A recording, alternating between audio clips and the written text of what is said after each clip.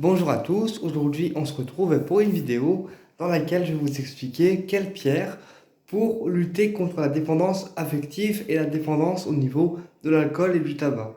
Alors, quelles pierres pour lutter contre la dépendance au niveau affectif et contre la dépendance au niveau alcool et au niveau tabac. Alors, au niveau de la dépendance affective, on a le quartz fumé qui est un quartz un peu fumé qui va détoxifier le corps et qui va détoxifier des dépendances qu'on peut avoir à tout niveau. Donc aussi bien dépendance affective que dépendance au niveau drogue, alcool, tabac.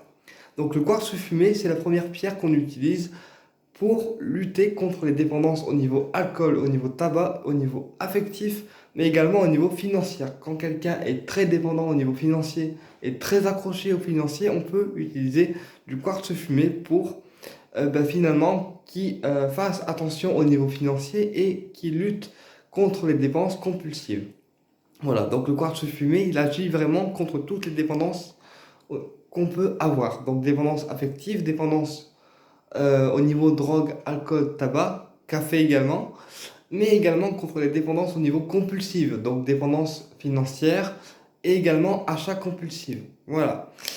Ensuite, pour la dépendance au niveau affectif, on peut utiliser également du quartz rose, puisque le quartz rose, c'est vraiment une pierre qui va aider à se chouchouter soi, d'accord, en tant que personne. Le quartz rose, c'est une pierre qui aide à prendre soin de soi en tant que personne et arrêter d'être dans la dépendance au niveau affectif, donc dépendance des autres.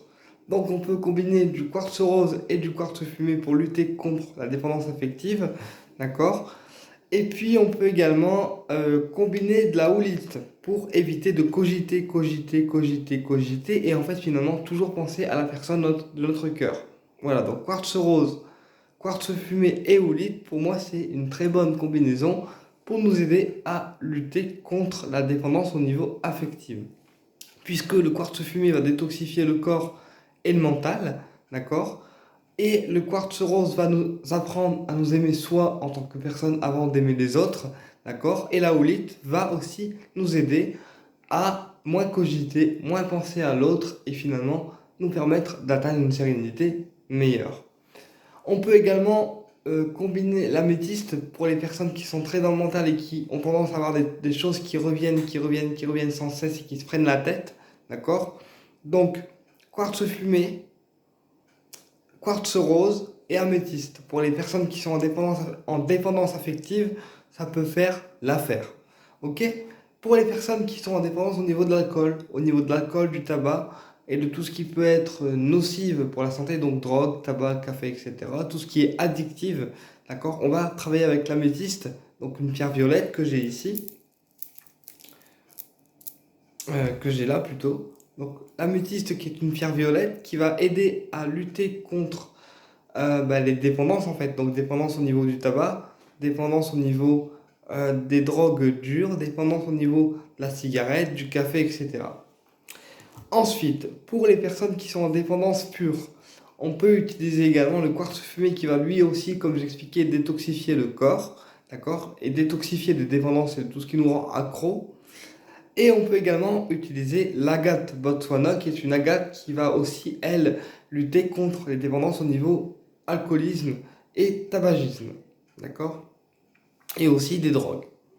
Pour les personnes qui ont des dépendances au niveau alimentaire, on va utiliser la magnésite. La magnésite qui est une pierre blanche qui ressemble à la houlite, mais qui va, elle, lutter contre les fringales qu'on peut avoir quand on est dépendant au niveau alimentaire ou boulimique, etc. La magnésite va aider aussi à l'amincissement du corps et elle va aider à lutter contre les fringales quand on a faim à répétition. C'est-à-dire que pour quelqu'un qui mange, la magnésite va permettre en fait finalement de détruire ce schéma et de manger à un rythme raisonnable. Ensuite, pour les personnes qui sont dépendantes au niveau alimentaire, on peut combiner aussi l'apatite.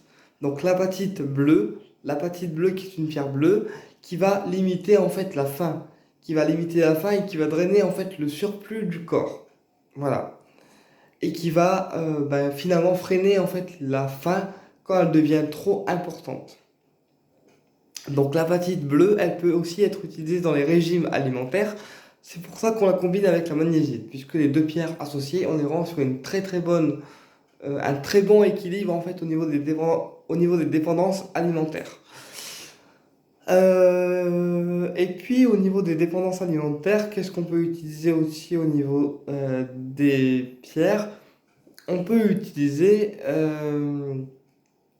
l'aolite qui va éviter de cogiter comme j'expliquais, et du coup qui va éviter de penser toujours à manger.